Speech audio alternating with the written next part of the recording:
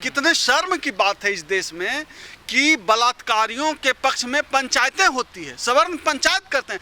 बलात्कार कर रहे हैं, हत्या कर रहे हैं, बलात्कारियों से मिलने भाजपा के सांसद जा रहे हैं, सरकार उसको बचाने में बलात्कारी को जुटी हुई है और उसके पक्ष में सवर्ण पंचायत कर रहे हैं।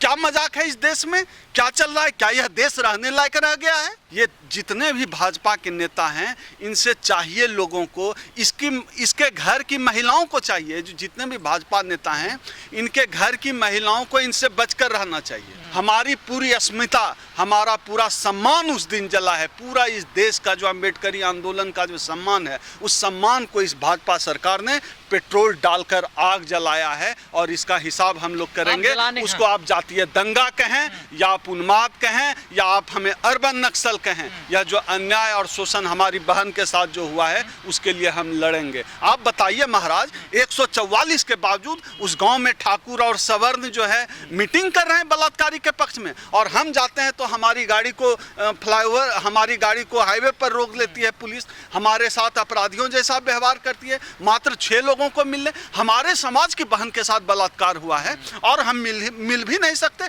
उसके पक्ष में आवाज उठाएंगे तो आप कहेंगे विदेशी फंडिंग हो रही है।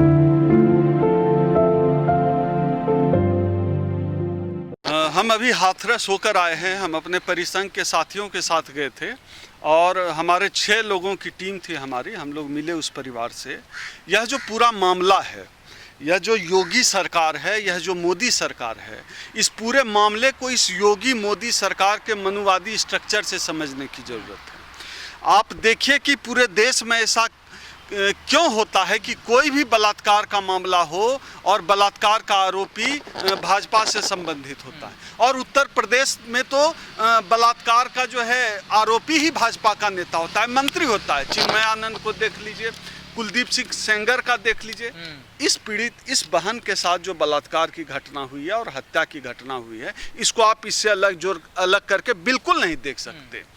आप देखिए कि इस देश में क्या स्थिति ला दी है इन लोगों ने कि एक बलात्कारी से मिलने भाजपा का सांसद जाता है। कितने शर्म की बात है कि एक सांसद जा रहा हो एक बलात्कार के आरोपी से मिलने। इससे बड़ा शर्मनाक इस देश में क्या हो सकता है? इस देश के दलित और मुस्लिम बिल्कुल सुरक्षित नहीं। एक पागल सा बैठ के वीडियो बना रहा है, कोई सवर्ण परिषद या क्या है, तो इस देश में, और ये सब कुंठित लोग हैं, चाहे वो भाजपा के वो नेता हों जो उससे मिलने जा रहे हैं, वो सब मानसिक रूप से सभी रोगी हैं, सभी बलात्कारी हैं। किसी लड़की का गैंग रेप कर देना जातीय दंगा फैलाना है?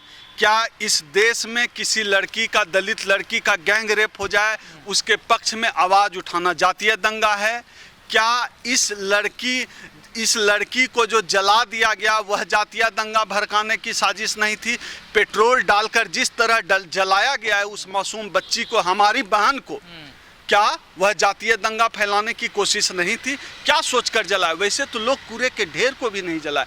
आप विदेशी फंडिंग की बात कर रहे हैं योगी जी, मोदी जी, आप बताइए कि जिस पेट्रोल से हमारी बहन को जलाया है उसकी फंडिंग किस देश से आपने कराई थी? हमारी बहन को जो चुपचाप जलाया उसकी फंडिंग कहाँ से हुई? हमारी बहन के हमारे बहन के जो बलात्कार के जो आरोपी हैं उनसे जो मिलने गए, जिस गाड़ी से गए, उसकी फंडिंग किस विदेशी कंपनी ने की? आप बताइए योगी। हम लोग नाइजीरिया से तो आए नहीं हैं, न एलियन है दूसरे ग्रह के। इस उत्तर प्रदेश में ही नहीं पूरे देश में किस डीएम की औकात है इतने हाई प्रोफाइल मामले में बिना मुख्यमंत्री और पीएमओ की सहमति के वो लाश को जला देगा इस तरह से? किस डीएमएसपी की औकात है? सेंसिटिव मामलों में तो आप बहुत बचकर चलते हैं। जिस दिन हम जा रहे थे हाथरस पीड़िता के परिवार से मिलने, हमारे पीछे तो दिल्ली से लेकर हाथरस तक पुलिस ने हमें छोड़ा नहीं कहीं। हमारे साथ 2-2 जीप पुलिस जो है चलती रही, जैसे कि पता नहीं हम क्या कर दें। आप इतनी सुरक्षा अगर योगी दे देता हमारी बहन को, उत्तर प्रदेश की महिलाओं को अगर इतनी सुरक्षा मिल जाती, आज यह स्थिति नहीं आती। ये नौटंकी चल रहा है क्या इस देश में? समझ क्या रखा है इस देश के दलितों को? इस देश के दलितों को कमजोर समझना बंद कर दे योगी। ये इसी तरह के परंपरा के लोग हैं। आप बताएं, हम मान लें, उनकी बात मान लें कि लड़का लड़की के बीच हो सकता है प्रेम प्रसंग हो, तो आप उसको जिंदा जला देंगे, बलात्कार कर देंगे, उसकी जीभ काट देंगे? ये क्या है? ये कौन सा विधि संहिता लागू है इस देश में?